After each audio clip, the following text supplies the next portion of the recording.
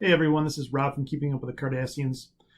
No new episode again this week, but what we're going to do instead is we're going to release a clip show of the interviews that we've been blessed enough to do since we kind of started doing this. So I hope you listen.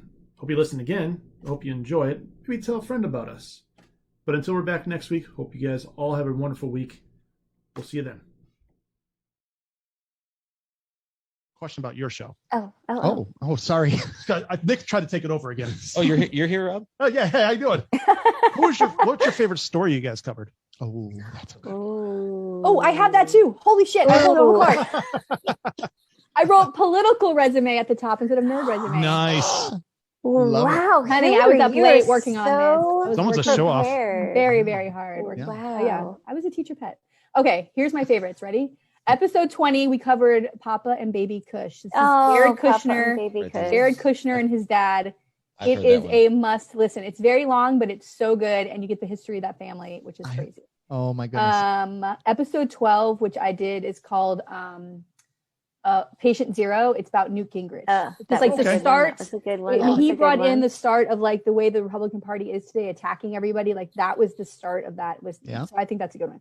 All right, and I wrote down all of the Michigan stories that we covered. Nice. Look at that. I'm so cute. At that. Kwame Kilpatrick. Yeah, speaking of Kwame, he got pardoned, right? Yeah, like we not too know. long Okay, after. sorry. No, not too long after that story. I think not too long after that episode. It was like a came month out. after that story. Yeah. Yeah. And he's a pastor now.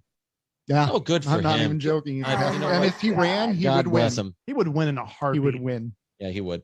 So He'd sweep Wow. that city. he's a murderer, though. We all know he's involved in. Oh my murder. gosh, he totally murdered allegedly. Yeah. Oh, right, allegedly. See, Tina's got to come in and ruin Allegedly. everything. Allegedly. Well, I mean, technically, I don't think he. He didn't do it. He ordered it. orchestrated. Allegedly. Allegedly. Orchestrated. Allegedly. All right, gotta here's throw the that in there. Michigan. Here's the Michigan Kwame's story. not listening to this either. Yeah. No, okay, we did. Tina covered episode 24. She covered Mayor Jim Fouts. Oh Fouts? yeah. Was I saying that right? Yeah. Jim yeah. Fouts from Warren. Oh my okay. God, that guy. Yeah. He used to be a teacher at my high school. What? Yeah, Oh my God. I didn't have him as a teacher, but he was a teacher at my high Do you have school. business ethics with Mr. Fouts? Yeah. Yeah. He was a creep. He's a total creep. Yeah. Yeah, he is. And a huge racist. Oh. I mean, most people in Warren are. That's the thing about Oh, Warren. don't shit on Warren. Warren was a total, like it was 98% white, and then white flight happened in Warren, just like it did Detroit. Yep. Racist Yep. city. I Racist know. ass I'm city. from there. Fuck Warren. Oh, hey. It's still my home. Oh, I thought we were shitting on it. I I can. 'Cause I'm from there. Okay. Yeah. You You can't. can't. That's was right. joining in. My bad. Hold on. It is. Watch me shit on it. Yeah. It's a shithole. Oh my God. I hate this podcast so much. All right. I'm bringing it back. Bring it back. Okay. Bring Bring it it back. Bring it covered, back. Bring it okay, back. episode 7, I covered Todd Corser and Cindy Garment. Or Oh Gamrot. yes, that was a They fun were one. they in the came into car. They had office. the pictures in the car. Yes! The seat. Yes. They were having an affair together. They were, what was that group called? Oh, Tea Party. Jesus, how could I forget Yeah. that? Yeah. Oh They God. came in on a Tea Party wave into the Michigan house, and they were Yeah. totally messing around. And he tried to convince his staff that to throw the scent off. He told the press a different story, that he was being attacked and all these things were not Oh, true. yes, and it was yes, a yes, whole thing. And then his staff, these two guys, he treated them like shit. And they basically were like, fuck you. And they went and told the press, like, he did this. He's having an affair. They totally Yeah. whistled on him. It was the best. And there was Yeah. a picture of them in a car with some McDonald's, I think, or something. Nice. Yeah. Kwame, of course, on episode 55.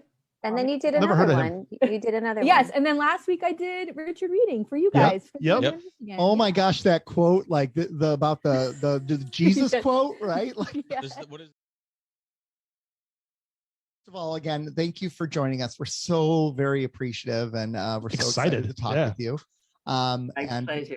yes, and I'm sure you hear it a lot from people, but we really admire you, and we're really just we're fans of you. So thank you so much for being here today. I appreciate that. Thank you. Yes.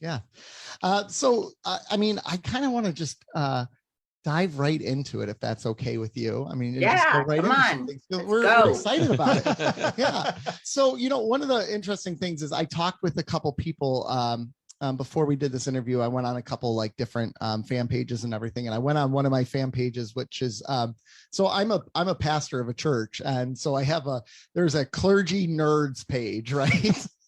And I said, oh, we have this wonderful interview coming up with Nana Visitor. And I'm curious, what kind of questions would you have for her? And one of the women on the page asked the question of, did you realize when you have this character, when you created this character of Kira Nerys, the immense agency that this character had and what it would mean for women in an era where agency for women was not such a thing?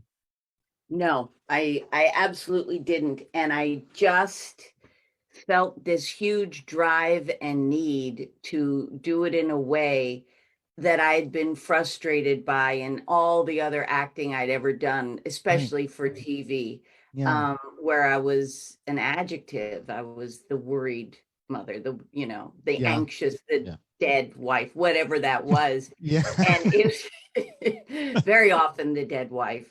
That's an easy role to play. Yeah, you do have to get there. There is a little bit of a journey, but it wasn't really about me. That when I got this role, I just felt I knew what I wanted to do so badly that the fact that it wasn't very well received by a lot of people, what I was doing and how I was doing it was difficult. And it made me just put my head down and go, no, I got to do it this way. But certainly no one was going, wow, a woman with agency. They were going, wow, why are you trying to be a man? It was like, no, I'm not actually. This is actually in my vocabulary as a person. Right. So this is part of who I am. And why are you deciding what is male and female? And how I should be doing this? But and that was people on the lot at Paramount too. Oh, really? It wasn't just the people who watched the show, but certainly it was not easy for a lot of people, the character at first, but now it's amazing. She's seen in a totally different light. And I'm glad. I'm really glad. I'm glad we all made that shift. Well, that's fascinating that you said so many people fought back against it, and it almost made you want to put your head in the sand a little bit, but you fought back against that because that, in a way, it took your own agency to fight back against that, because you could have softened this character. You could have talked to the producers about it, but you stood your ground. And I think that's very impressive. I did as much as I was able to when I got spoken to and they said, hey, you can't walk the way you walk. You've got to soften yourself. There was a decision, okay, put me in heels and I won't be able to walk that way. And of course, heels to me makes me feel like an antelope. Now I have hooves and now I have big eyes on the side of my face and now I'm what the predator is after. It's I can't fight, I can't act, I've got to, but it did change my gait, and I think it made me a little more accessible, especially to men. Because it was something they were used to seeing. I'm sure they don't go, wow, she's an antelope, now I feel like a big lion. Or do you? Is there? No, I don't know. No, not us. This is the first I'm hearing of. I've never heard. I like that. That's an interesting term to use, an antelope. And now I've never equated antelope with your role. So I mean, now I don't know. Now I don't know if I can unsee it. No, I know, but you can't think of it as Kira. It's women in high heels who are now, they have hooves. That's really what it is. Yeah. Well, and for so long in television, men were in charge, and they thought the only way that other men would want to watch it is if the women were hypersexualized, right? And absolutely, that's and not the reality. Always you have to, there's something about going, hey, this needs to change, and hey, it was wrong back then. It's the way it was. Right. Yeah. is the way it was. It Right. it was a set of rules everyone seemed to accept, Yeah. and for the most part, and thank God we're moving away from some of those things. Right. At least so. Look, it's just I don't want this much to work with. I want all of it. I want Right. everything I am to work with. Yeah. Heels are okay as long as I get to be Yeah. barefoot and run too. Did you realize when you were cast as this character what sort of universe you were entering? Like, did you realize how it would basically consume a part of your life? No. No. And I don't think that anyone, I'll just speak for myself. I couldn't have foreseen this connection. Right. The fact that we could connect. I understood conventions, and my problem with conventions is that I get what it is. This is what I think conventions are about. Mm-hmm. I have been in someone's living room and affected them. They feel that they know me. Now they want me to look in their eyes and understand and close that circle. Mm-hmm. So it's about me being present for people so that we can close that connection. But I don't get to know about them. I don't get to have conversations. And this ability and also on Instagram to get to other parts of each other, I find that to be amazing. And I could not have foreseen it. I also couldn't foresee how much I love the cruises. I avoided them for years. I never wanted to do that. But I'll tell you, and I want community so much. I want that village. And what the cruises did is that you can go, you talk about Star Trek together, but you go out with a small group of people and you go looking for stingrays. And you're like, oh, they're there. Wait, do you see?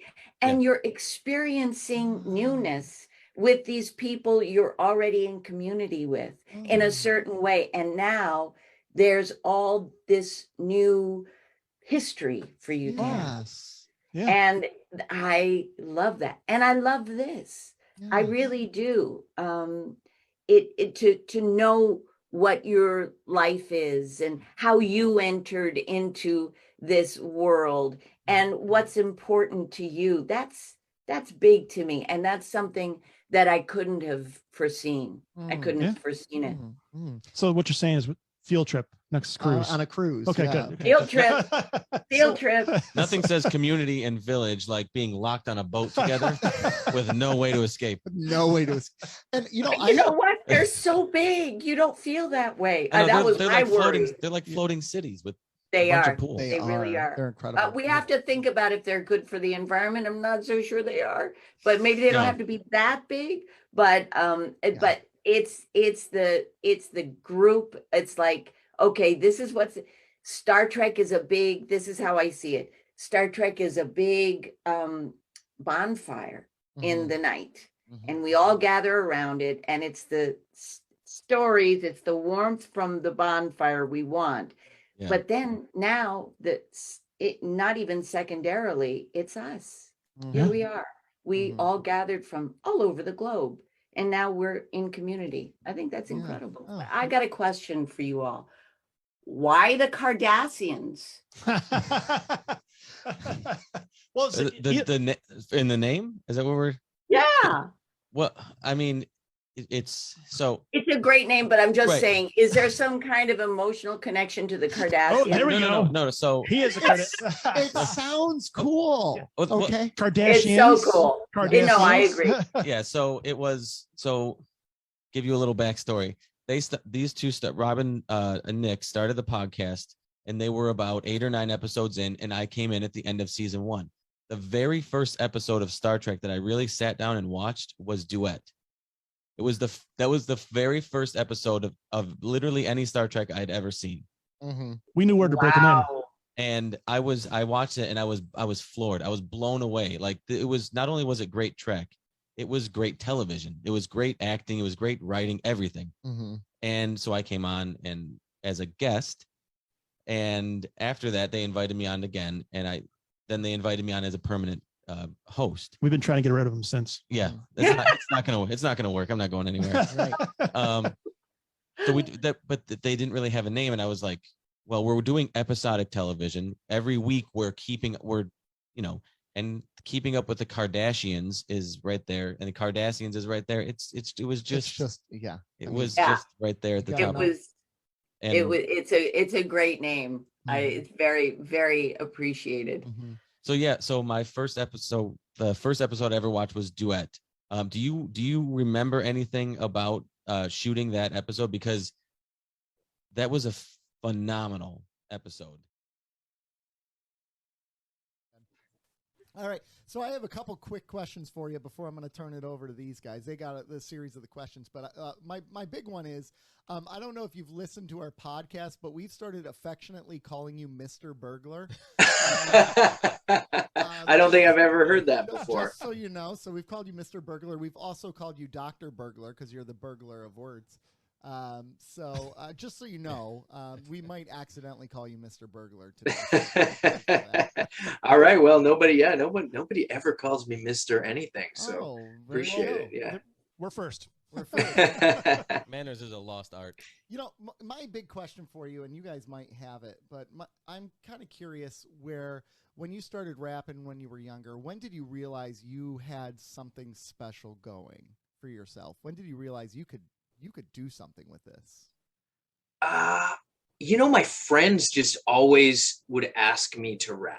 Yeah. I kind of kept it secret. Like I would make these little tapes with my cousin who is like a musical. Shout out my cousin Joe, who among many things got me into all kinds of great music and comic books and stuff. But he was a super talented musician, and he was a bit older and would record me at his place with like his 4-track, and we'd make these little tapes, and he'd get me to rap because I just liked to rhyme, and I would rap and I listened to rap, and I was really into like early days Run DMC and Fresh Prince and even like MC Hammer. I mean, you laugh at it, but like if you were a kid, like MC Hammer was pretty accessible rap. Oh gosh, and I remember this girl I knew.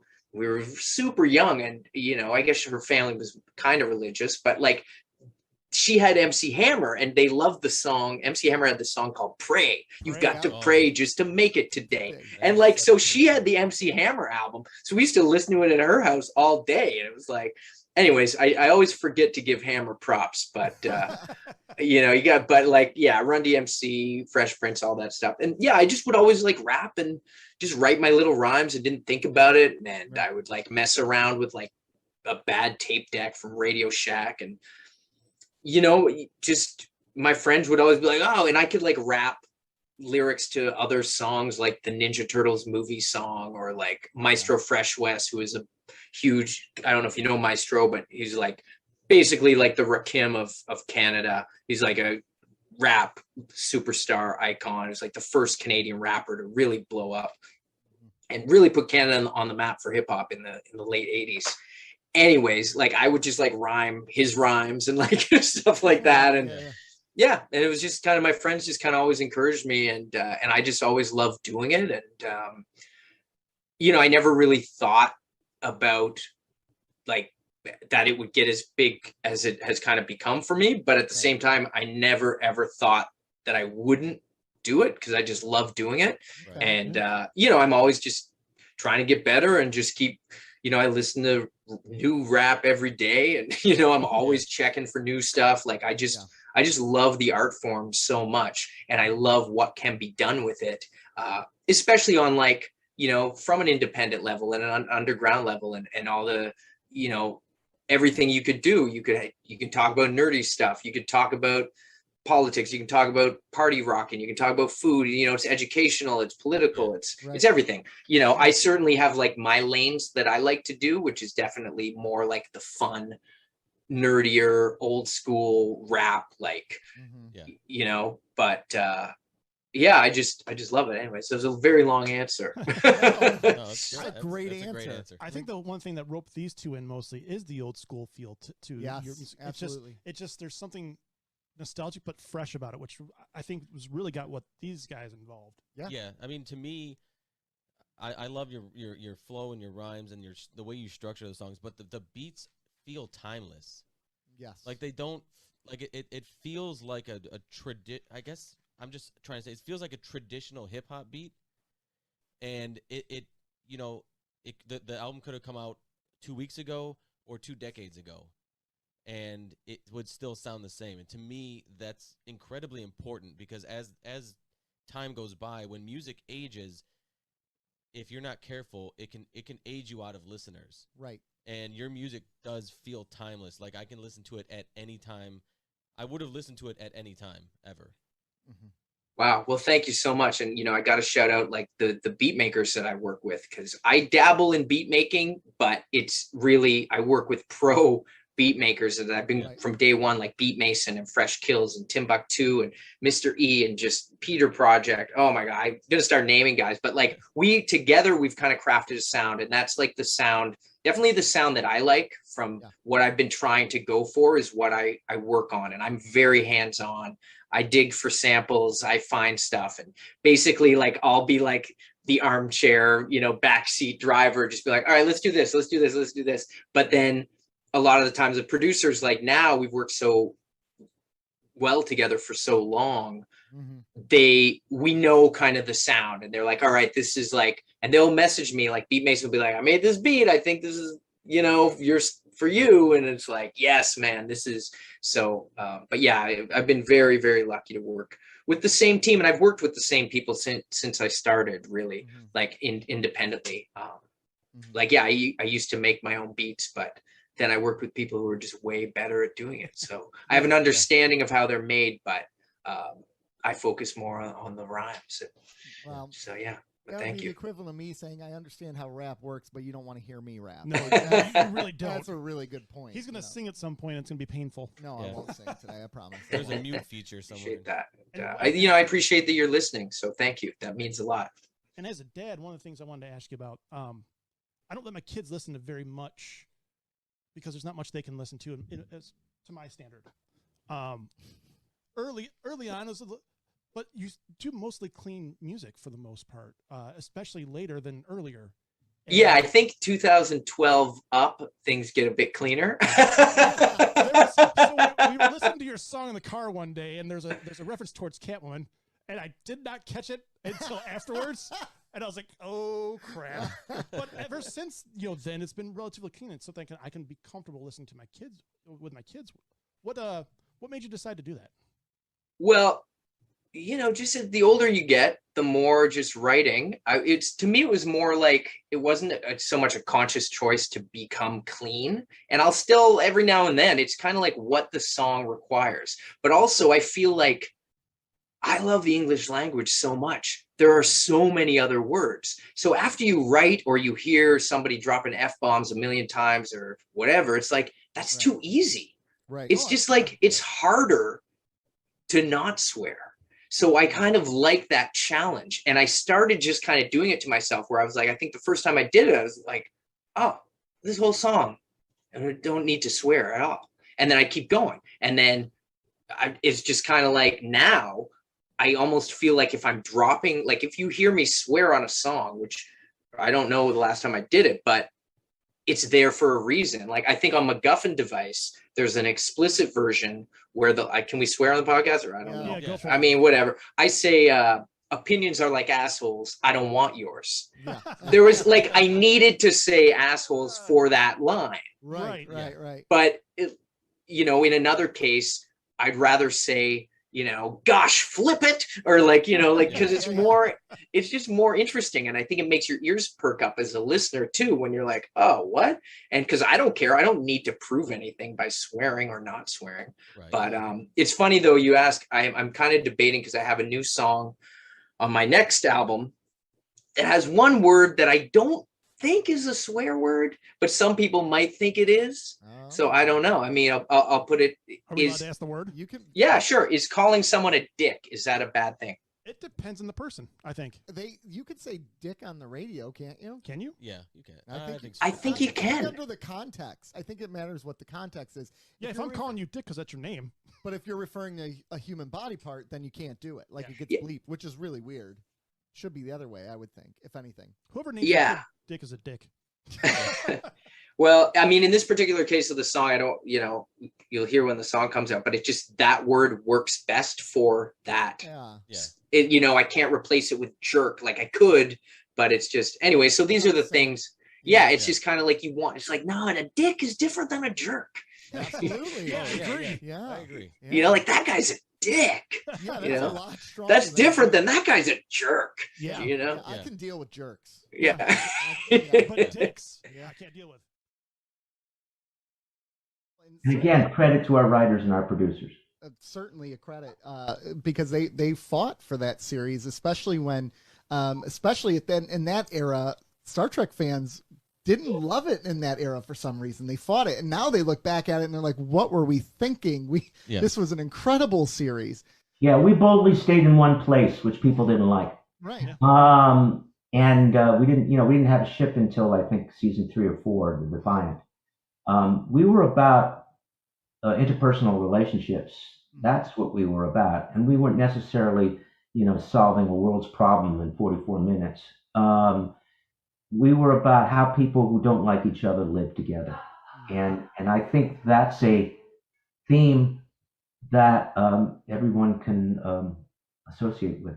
It's an unfortunate. Everybody has people at work that they're not crazy about. Oh yeah, it's a universal truth. In this room. Yeah. And that's as an actor, as someone who had invested so much in that character, did you ever find it difficult when you would hear some of the feedback from people at that era who were saying this isn't real Star Trek and we're not happy with this? Like, did that ever get under your skin and bug you, or were you just so proud of your work you knew sooner or later they'd come around to it? I was chagrined at the time because I knew we were doing good work. Yeah. I mean, I was watching the shows. I was watching the work up close and personal. I knew we were doing good work. I knew we had wonderful writers, and I knew we had wonderful actors and directors. And the lack of appreciation was galling, especially when, we were right next door to Next Generation, which was being eulogized as though they were gods. And they were gods. I'm not putting them down. Right. But we were semi-gods, and we weren't getting any of that feedback. But I'm very happy now to see that people are rediscovering our show and saying that it's as good as it is. Nana and I often tell the story that in our 4th or 5th episode, when people weren't crazy about Deep Space Nine, I said to Nana, "Just wait, Nana. In a couple of decades, people will rediscover our show, and people will recognize what they're not recognizing now." She often quotes me and cites that came true. Yeah, that was in the doc. I remember someone said that in the documentary. Yeah, and, probably Nana. You called your shot, man, and that was pretty accurate. It was good work. Good work will eventually come to the fore. Again, whether it's TV or whether it's painting, painters that are overlooked in their lifetimes. Later on, when their work is really, scrutinized, all of a sudden, those paintings go for millions of dollars. To your point, that DS9 can still hold up. Joe is actually a Star Trek virgin overall, so we actually introduced him with Duet in season 1. Great episode, Duet. Yeah, great fantastic. Episode. And we hooked him, and that's why we're still here talking as a trio as opposed to a duo, which Nick and I originally started the show. And that was kind of my genesis for the character actor question was Harris Yulin in that episode. He and Nana having I didn't really need anything else other than their interaction, and it carried the entire episode. I didn't know anything that happened prior to that or after. All I had was that episode in a vacuum, and it was riveting. And I've been hooked, and I'm on the show, and I'm deep diving into the world of Star Trek, specifically Deep Space Nine. And thank you, Joe. That's an incredible episode. Harris Yulin is a phenomenal actor. Harris and I share a birthday. We both have the same birthday. So one of the things that we like to ask everybody who comes on our show, Two-part question. Our most serious question. It's our most serious question. Do you like pizza? Yes. What is your favorite kind of pizza? Whether it be something you can make yourself, whether it be a restaurant, what is your go-to pizza? My favorite thing that when we ask this question is, we have a discussion, and then as soon as we ask about pizza, everybody's face lights up. Everyone, you mentioned pizza, and everyone just smiles. Because you have a memory of the pizza that you liked the best, and it comes flooding back to you. Yeah. I'm going to say something that you'll be happy with the answer, but I can't explain it any more than this. My favorite pizza is Bob Picardo's pizza. Oh, really? Yeah. Huh. Bob Picardo, who had his own pizza oven, made the best pizza in the world. For Joe who doesn't know, looks like he doesn't know who Bob Picardo is. No. Okay, he is the doctor on Voyager. Yes. Oh, okay. Well, I do know that the answer. Hologram. I do know that the answer is. Now, this is the third time. So this is the second time we've gotten this answer where it's somebody making pizza for the person. Yeah. Not a specific type of pizza where you go out and get it. No. Yeah, Bob's pizza is head and shoulders above anything I've had. He's just an incredible pizza maker. Because it's all fresh. It's done in front of you. It's shared with friends. Everything about it is exquisite. Pizza should be shared amongst I think that's why friends. pizza is so good, is because it's a communal dish where you can just share it together, and you're usually some kind of event or some kind of party, and here we are. Yeah, there's conversations. It's not just you're eating. It's you're eating a slice of pizza and you're having a conversation with a friend, or maybe you're meeting somebody for the first time, and it's just this. It's the great uniter. Pizza is the great uniter. Exactly, and when Bob makes it, he's making it for friends, so you can feel the love in the pizza. That's trite, but it's true. No, makes sense to me.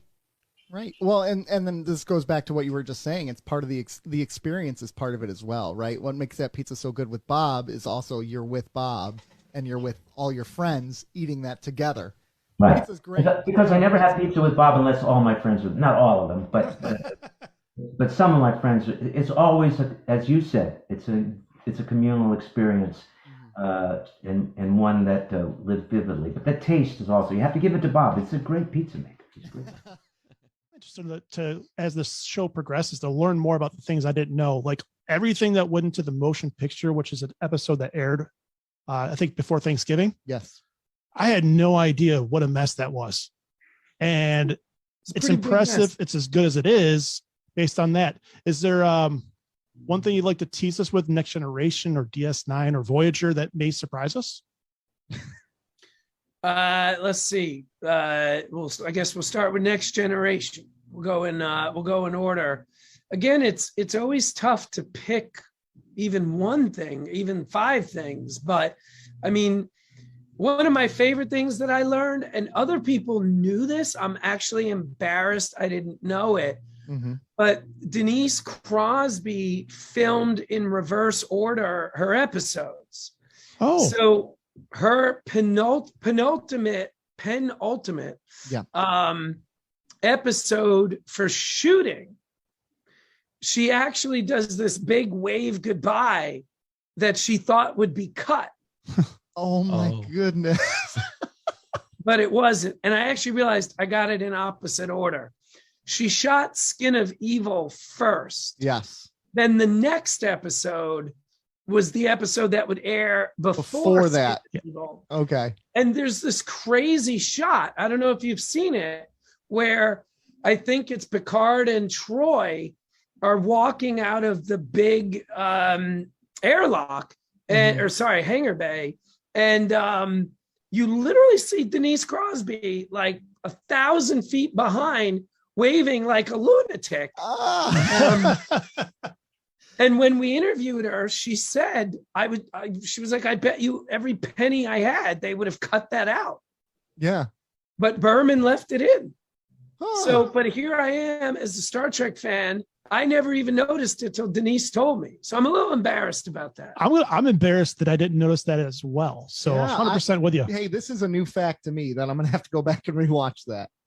Yeah. So you can Google it on YouTube. It is the funniest thing you've ever seen. I love it. I'm in for it. She completely breaks character. It's nuts.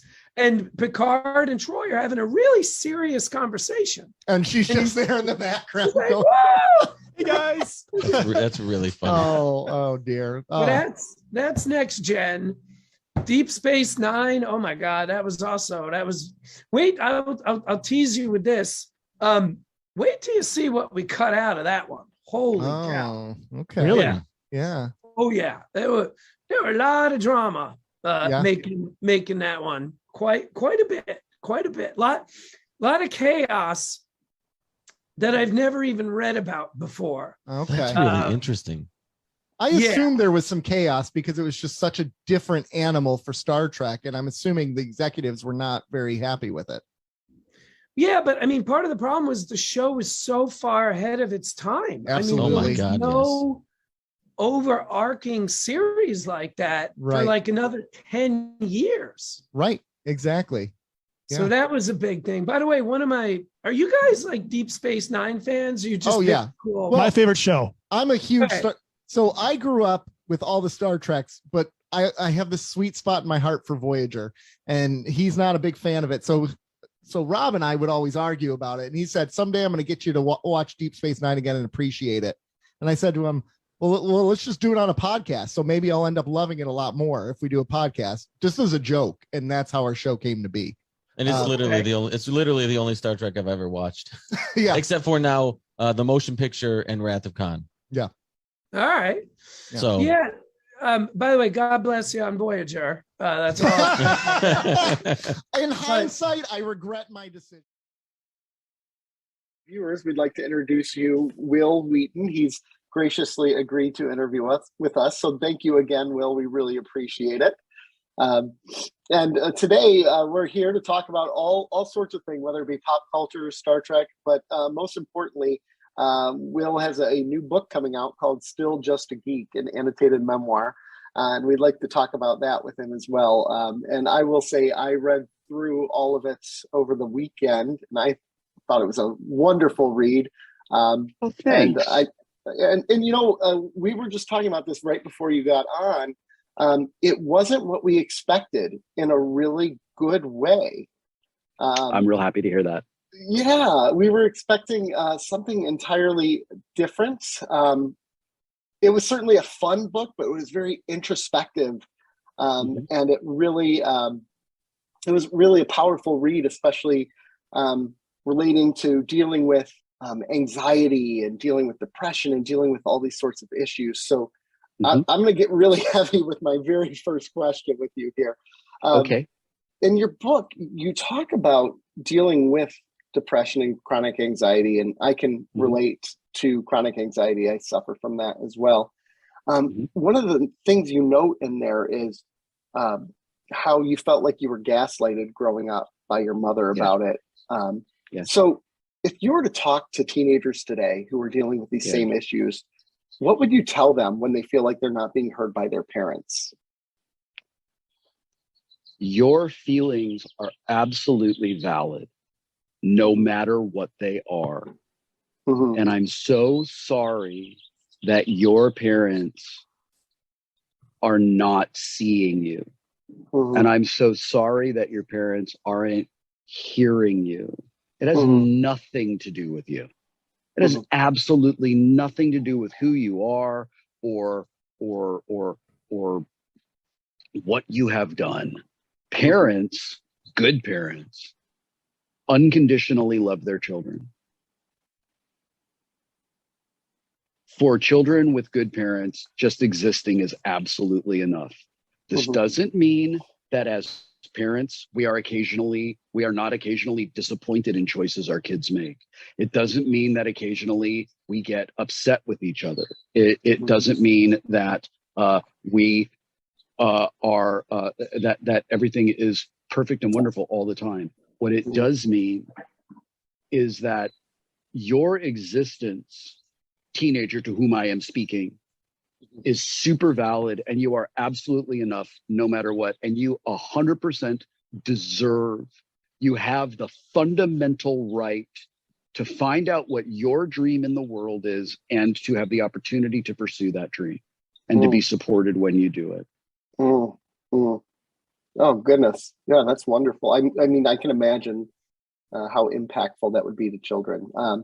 If you don't mind, my wife wanted me to read something. Usually, when we talk about our podcast, she is very disinterested. I think that's nice. She's our biggest critic, we'll just say. But she found out you were going to be on the show, and she got interested. So, if you don't mind, I want to read something from her. I've been a big fan of yours as an actor for many years. Obviously, Stand By Me and TNG stick out, along with Toy Soldiers and Big Bang and your numerous voice acting roles. Just last week, I spotted you in an episode of Criminal Minds she's watching with my daughter. Daughter's not a fan right now. I became a fan of you. That means I did my job well. You did what you really creepy ass episode. Yeah, she said you did it exceptionally well. I became a fan of you as a person much more recently. A few years back, I found you on Instagram after a Disneyland Google black hole brought me to your page. Not sure how I got from point A to you, but I'm glad I did. I guess your lifelong season ticket membership ranks you high on the Disney junkies list. I quickly learned you are much more than your nerd culture king persona. You and your wife's activism expressed on your Instagram is inspiring, lending your voice, time, celebrity to back political figures as well as local and global human rights causes has been moving. Your love and support of the LGBTQ community has especially struck a chord with me. Additionally, I really appreciate the honesty and transparency you have shown when discussing mental health, doing your part to erase a stigma that unfortunately still exists. You don't talk the talk, but you walk the walk. And for all that, I'm a fan of you, the person. Lastly, I have to say your wife has an infectious smile and the kindest eyes. You seem so in sync. That is true. And I'm willing to bet she's a delight. Someone get this woman an editor. I know, right? She is okay. That's wonderful and so kind and so thoughtful. Thank you. I presume she will listen to this. Thank you. I don't think you need an editor. I think you expressed yourself beautifully, and I'm very grateful. Yes, and I'm Joe. very grateful for your. I'm very I'm grateful for your kind. I'm very, very grateful for your kindness. You are absolutely right. Anne does have kind eyes because Anne has a kind soul. Anne has a kind, loving, gentle, nurturing spirit. Anne has what I call loving mom energy. Okay. I have some friends who have it. My friend Terry has it. Jerry Ryan has it. Marina has it. Gates has it. I'm just lucky to know people who have that loving mom, nurturing, I got you, you're safe energy. She absolutely has that. It is because of Anne's support and Anne's belief in me that every single thing your wife talked about that she admires about me, I have been able to bring to the front of my life. Because if I had not met Anne, if I had not found a person who loves me and supports me the way that I never knew was possible, which as it turns out is the way good, healthy people love and care for each other. Right. When I was, it is through meeting like all of her love and support that I was able to take those things that genuinely matter to me. All those things your wife talked about are things that are incredibly important to me that had always been, for one reason or another, pushed to the side or minimized or made unimportant by external forces generally related to my parents in my life. As it relates specifically to my queer activism, somebody once said, some people I know here in LA, I'm not close to, but I know and always thought, I always had a good, positive, friendly relationship with, really disappointed me, really let me down, like kind of stood shoulder to shoulder with a really hateful, hurtful, terrible person. And when I said, gosh, this is a giant bummer, the response to me was, how could you talk about that in public? Why didn't you talk to us about it? And I was like, I'm sorry, you're concerned about the optics of this? You're not concerned about the people you hurt? Right. Am I understanding this correctly? Is that what you're upset about? You're upset that I embarrassed you? You're not upset that a trans kid is that closer to suicide now? Like, that's what you're upset about? Fuck you. Yeah. Yep. you're disgusting. Like, oh, how dare you? And I talked about it. And somebody said, you know, I've noticed this thing about you.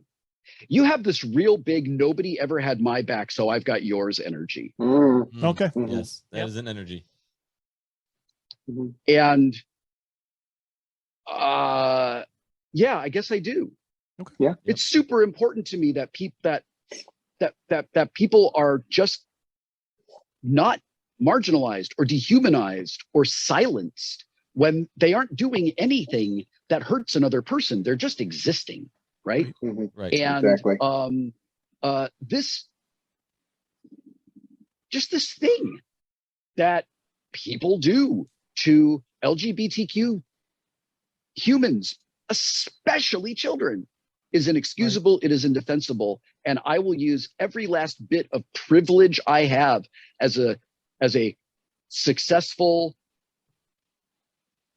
white, middle-aged, cisgendered, heterosexual man in America with the celebrity cheat enabled, living my life on the absolute lowest difficulty, to try to use some of that to just elevate voices and help people and be an ally to people who feel alone.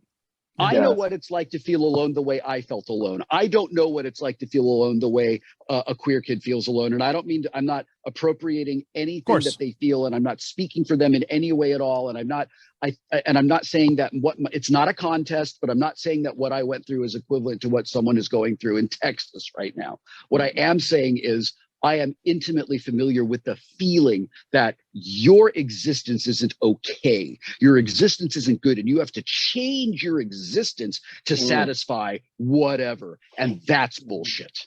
Amen. Absolutely. Preach on, right? Okay. Too soon. All right. Well, so I want to dive in here, and I want to talk more specifically about PanCam with you, because I know that's a cause that's near and dear to your heart. The Purple Stride Walk is this weekend. Exactly. And that's what we really wanted to talk about. We wanted to talk about the Purple Stride weekend. And I just wanted to start with a question.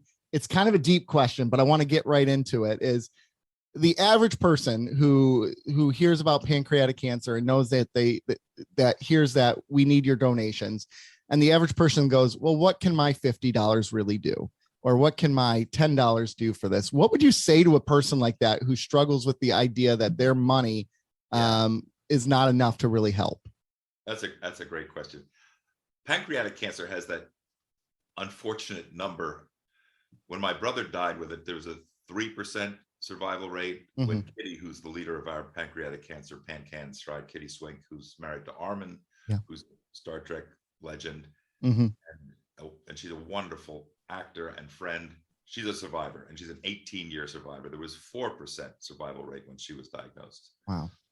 Now last year there was a 10% survival rate, and that's what your $50 could do, is get the survival rate to 12 and 15 and 20, and ultimately, it's about early detection, which for some reason this cancer is sneaky and elusive. And in my brother's case, not until he turned yellow with jaundice and they opened him up and looked, and the doctor said, oh man, we can't do anything, closed it back up, told us he had 6 months to live, and that was it. And that's a lot of people's experience with pancreatic cancer. Right. It's a bear. And they're developing parts of a blood test could do it. There's a certain genetic code that they're working. There's a lot of good science going on, and good science needs good money. It's near and dear to me, obviously, because of my brother. And Kitty is just she's such a great human being, but she's like this vision of hope for us. Right. Yeah. And when my mom was still alive, she'd always ask me about my friend Kitty, because she represented somehow what Daniel didn't get. So it's a very special bond. Well, yeah, but it's about research. It's about Elon Musk bought fucking Twitter. What about cancer, man? Yeah. Could have solved world hunger with that money. Could have done a lot of things. And exactly could have fed the fucking world. Yeah. And instead it's about ego. Yeah, absolutely. We'll hit it on all the socials as well and try to really hype it up. Mm-hmm. I love the name of your podcast, by the way. We think that's why people come on, because they see the name and go, that's funny. Yeah, it's at least a foot in the door. Yeah, exactly. Exactly. It's so far inside Trek baseball that it makes people smile. Right. Well, when we started this, during COVID, obviously. First of all, Ron, thank you for being on the show. Do you go by Ron or Ronald? Ron. Okay. So thank you for being on the show. We really appreciate it. You have multiple shows out right now, which is why you're such a busy person. For All Mankind is out right now. June 10th is the new season of that. Yep. And then Outlander season 7 just went into production, if I recall, in the beginning of April. Is that correct? Yes. Okay. Excellent. Well, so, we are a Deep Space Nine podcast, but I will fully admit I am a diehard Battlestar Galactica fan. So my first question juxtaposes the two together. And my question for you is, what Deep Space Nine character do you think would really excel in the cast of Battlestar Galactica and vice versa? Well, Kira would certainly find a happy home aboard the Battlestar Galactica. Kara is named Kara in part because of Kira. There's very similarities, certainly in the characters and their attitudes and their sort of take no prisoners, sort of rough and tumble of it. I think Adama would have found a happy place in Starfleet. I think he would have easily. Starfleet, I think, speaks to the principles and ideals that Adama held for the colonial fleet. Okay. All right. Well, now here's a question for you. If you had to pick between Adama or Sisko as your captain, who would it be? Oh, that's a tough one. I mean, they're very different men. They are very, very different. Yeah, very different. I mean, I think I would have happily served under either man. To put it that way. They're different levels of approachability, I think, with the two commanders. I think it's probably, I don't know, I was going to say it's probably easier to have a drink with Adama, but I'm not so sure that that's true, because Sisko could relax, and if you started chatting Sisko up about baseball, you could probably have a fun evening with him too. Yeah, they would get going. Yeah. I feel like Adama would be more likely, if I was having a drink with him, I'd be more likely to end up getting punched by him by the end of the night. I think Sisko. Yes, there's a good shot at that. Yeah, I mean, there was a whole episode about that in Battlestar Galactica, a boxing episode. Yeah, so great one. And Sisko's capable of throwing a punch too. He hit Q, as I recall. Yeah, so we've seen that. Yeah. And never heard from again, Q. Thank you. Yeah, exactly. Well, one of the things that I've really noticed about all the works that you've done is the strong female characters you always have. Is this something that's just been a coincidence in the way you write, or is this something that's happened as you've empowered the actors and they've shaped these characters to be that? I think it kind of grew out of sort of my first year at Star Trek, and I started. I remember when I was working on Yesterday's Enterprise, because that was one of the first things that was handed to me by Michael Piller, was to try to, here's this script that exists, and we want to turn it into an episode, start playing around with, how we would do it. And one of the first things I did was turn the captain of the Enterprise C into a woman, which at the time was just kind of an interesting, I realized as a deep Star Trek fan that we just hadn't had any female Starfleet captains at that point, which was kind of crazy. By the point of Next Generation being in its third season, we still had any female, Starfleet captains. And so I just went, well, this would be an interesting thing to just kind of do for the series. And then it worked really well, and there was a good response. And it sort of stuck in the back of my head, like this was something that was really still unexplored territory. And you could do a lot of things with female characters that hadn't been done any before. And it was a way to sort of explore changing up expectations and stereotypes. And so I sort of started leaning into that whenever there was an opportunity. Like, well, what if this character was a woman? What if this alien character was a female?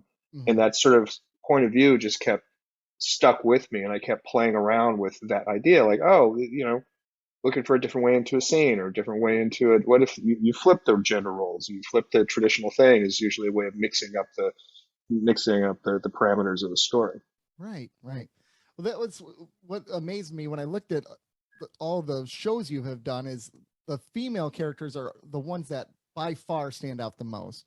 And typically in science fiction, that's never been the case, right? I mean, it's always been the strong macho man role. And that's what I've particularly been drawn to your work is for that reason alone. Well, thank you. You know, when it was particularly important when I was doing Battlestar, because I was approaching that project as a term, you know, a lot of things that, okay, so here's where science fiction was, in my opinion, and the frustrations with it and things that I thought could be improved, and let's revisit a lot of things, and the characterization of women was one of them, and you know how female characters were used and how sex was used in science fiction. You know, it was perfectly fine to dress them up in leather, spandex, and do all kinds of that kind of stuff, but you couldn't have actual sex. Like there wasn't mature, like grown-up relationships of sex, and you know, just having a female fighter pilot seemed like, you know, a groundbreaking idea at the time, which was kind of crazy because, you know, there were actual female fighter pilots, you know, who were flying in the Navy and the Marines and in the Air Force at the time, but they weren't being portrayed that much in media, and it seemed kind of crazy that we weren't really